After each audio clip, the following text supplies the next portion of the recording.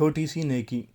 آج ابراہیم بہت خوش تھا اور اس کے تمام فکر دور ہو گئی تھی۔ اب اس نے دوسرے لوگوں کو بھی نیکی میں شریک کر لیا تھا۔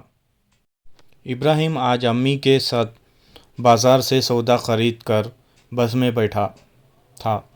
بس چلنے لگی تو ایک بچہ بس میں داخل ہوا۔ میلے کچلے کپڑے، ٹوٹے ہوئے جوتے اور بکھرے بالوں والا وہ بچہ کافی صحت مند تھا۔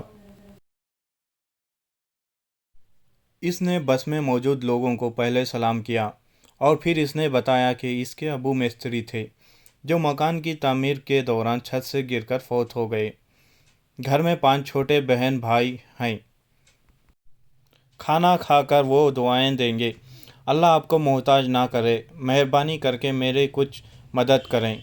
بچہ تقریباً 12 سال کا تھا۔ وہ کافی دیر بس میں کھڑا رہا، سوائے ایک خاتون اور 2 بوڑھے مردوں کے کسی نے اس کی مدد نہ کی۔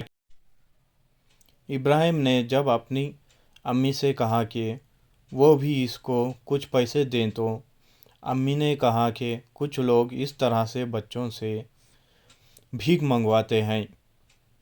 ابراہیم نے امی سے بحث نہ کی۔ گھر آ کر بھی وہ سارا دن بے چین رہا۔ رات کو سوتے ہوئے بھی اس کی آنکھوں کے سامنے بار بار وہ بچہ آتا رہا۔ ابراہیم نے اپنا اور اس کا موازنہ کیا۔ ابراہیم کے ابو کا انتقال ہو چکا تھا۔ امی ایک گورنمنٹ اسکول میں ٹیچر تھیں۔ ابراہیم سے چھوٹی 2 بہنیں اطراء اور مریم تھیں۔ ابراہیم 15 سال کا تھا۔ اس نے میٹرک کا امتحان پاس کر لیا تھا۔ ابراہیم کو اچھا کھانا اور کپڑے ملتے تھے اور اس بچے نے میلے کچلے کپڑے پہن رکھے تھے، جبکہ اس کو کھانا کے لیے بھی بھیک مانگنا پڑ رہی تھی۔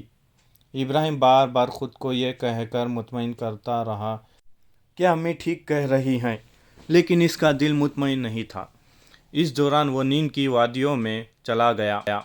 2 دن بعد جب ابراہیم اپنے دوستوں کے ساتھ کرکٹ کھیل کر واپس آ رہا تھا تو اس کو وہ بچہ نظر آیا جو کوڑا کرکٹ کے ڈھیر میں سے کچھ ڈھونڈ رہا تھا۔ کچھ دیر بعد ایک آدمی اور پھلوں کے چھلکے پھینک کر چلا گیا۔ بچے نے فوراً وہ چھلکے اٹھائے اور دوسری سمیٹ چل پڑا۔ ابراہیم بھی اس کے پیچھے چل پڑا۔ تھوڑی دیر بعد وہ ایک کچی بستی میں پہنچ گئے۔ وہ بچہ ایک جھونپڑی میں داخل ہوا تو ابراہیم دروازے میں کھڑا ہو گیا۔ جیسے ہی اس بچے نے پھلوں کے چھلکے رکھے، 5 چھوٹے بچے چھلکوں کی طرف لپکے۔ گرمیوں کا موسم تھا اور گرمیوں کی زیادہ تر پھل چھلکوں والے ہی ہوتے ہیں۔ بچے چھلکوں پر لگا کچا گودا کھا رہے تھے، جبکہ بچوں کی ماں ساتھ والی چارپائی پر بیٹھی تھی۔ یہ سب دیکھ کر ابراہیم کی آنکھوں میں آنسو آ گئے۔ وہ جب گھر واپس آیا تو اس نے اپنی امی کو سب بتا دیا، جسے سن کر اس کی امی بہت دکھی ہوئی۔ انہوں نے گھر سے کچھ راشن، فالتو کپڑے اور کچھ پیسے لیے اور ابراہیم کے ساتھ اس بچے کی جھونپڑی میں گئے۔ ابراہیم اور اس کی امی کو دیکھ کر وہ لوگ بہت حیران ہوئے۔ جب ابراہیم کی امی نے انہیں سامان پکڑایا تو عورت کی آنکھوں میں آنسو آ گئے۔ اس نے ابراہیم اور اس کی امی کا شکریہ ادا کیا۔ آج ابراہیم بہت خوش تھا اور اس کی تمام فکر دور ہو گئی تھی۔ اب اس نے دوسرے لوگوں کو بھی نیکی میں شریک کر لیا تھا۔